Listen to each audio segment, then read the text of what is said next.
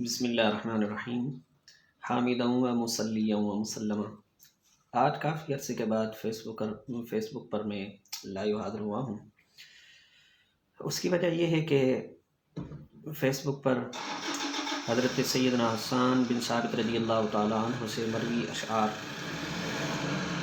کی پوسٹیں وغیرہ بہت دیکھنے کو مل رہی ہیں۔ اس حوالے سے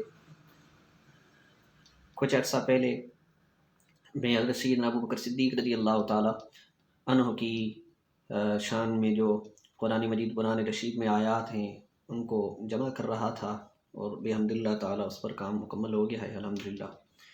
تو اسی دوران جب سورہ توبہ میں ثانی اثنین اذ ہما فی الغار اذ یقول لصاحبہ لا تحزن ان اللہ معنا اس پر پہنچا، تو اس حوالے سے یہ اشعار چونکہ اس حوالے سے تعلق بھی رکھتے ہیں، تو اس پر میں نے جب تحقیق کی تو کچھ حقائق سامنے آئے، تو میں نے کہا دوستوں کے سامنے چلو اس بات کی وضاحت کر دوں، شیئر کر دوں، تاکہ جس کی نسبت رسول پاک صلی اللہ تعالیٰ علیہ وسلم کی جانب کی جا رہی ہے، اگر حضور سے وہ بات ثابت ہی نہ ہو تو لہٰذا اس سے حتی الامکان یہ کوشش کی جائے کہ خود کو بچایا جائے، جس کا مفہوم اور خلاصہ کچھ یوں ہے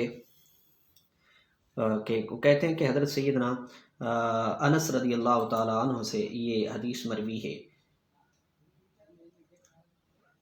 حضور سید عالم صلی اللہ تعالیٰ علیہ وآلہ وسلم نے ایک مرتبہ حضرت حسان سے کہا، اے حسان کیا آپ نے میرے ابو بکر کے بارے میں بھی کوئی اشعار پڑھے ہیں؟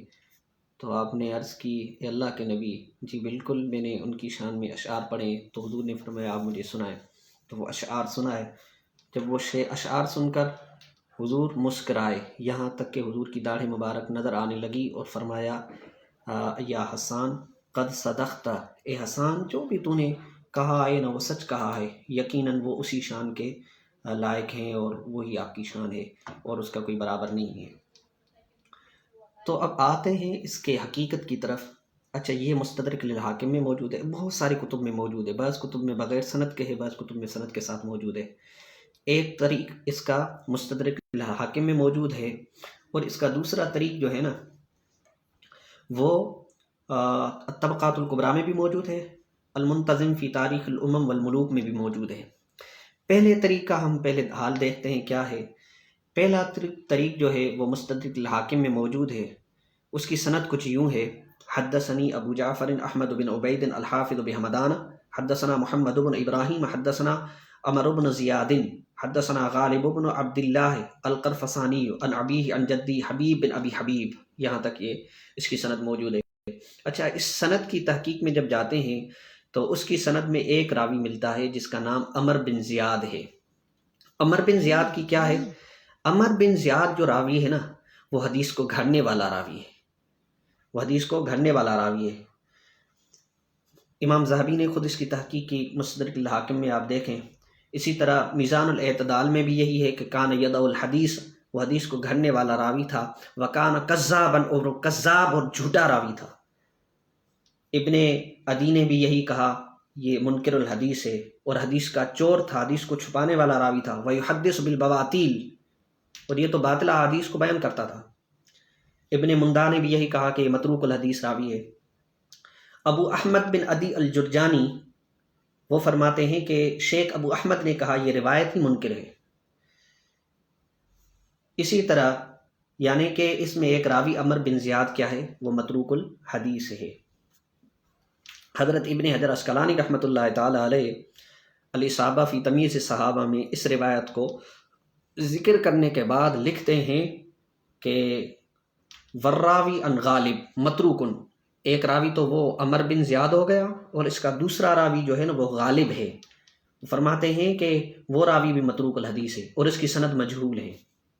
ایک طریق یہ ہو گیا، آپ نے سن لیا کہ وہ جس میں متروک الحدیث اور جھوٹا اور راوی موجود ہو، لہذا وہ قابل قبول نہیں ہوتی۔ دوسرا اس کا طریق یہ ہے کہ اخبرنا ابو اسحاق ابراہیم بن عمر البر مکی قال حدثنا ابن حیوی الحزاز قال حدثنا محمد بن ہارون قال حدثنا ابو محمد عبد اللہ بن اسحاق المدائنی قال حدثنا ابو بکر ابن ابی النضر قال حدثنا شبابہ قال حدثنی ابو العطوف قال الزہری۔ اب اس میں جو ہے نا ایک راوی ابو عطوف، اس کا نام الجراح بن منہال ہے، وہ روایت کیا کرتا ہے؟ ابو عطوف الجراح بن منہال عن الزہری عن انس۔ اور یہ جو ابو عطوف یعنی کہ الجراح بن منہال، یہ راوی بھی متروک الحدیث ہے۔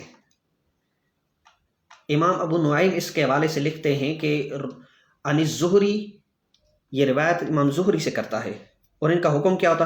بالمناکیر والاوہام، اس کی تمام روایت جو ہے نا وہ اوہام اور مناکیر ہوتی ہیں۔ ضعفاء لابن نعیم میں آپ اس کو دیکھ لیں، ابو العطوف امام زہری سے مناکیر بیان کرتا ہے، امام ابو نعیم مناکیر پر۔ اور یہ یاد رکھیں کہ امام ابو نعیم کا یہ منہج ہوتا ہے، جب آپ یہ بیان کریں کہ یہ مناکیر ہے، یہ مناکیر روایت میں سے، تو آپ ذہن میں رکھیں کہ امام ابو نعیم کا جو منہج ہوتا ہے نا، وہ جب بھی مناکیر کا لفظ استعمال کریں وہ موضوع کا حکم ہی لگاتے ہیں۔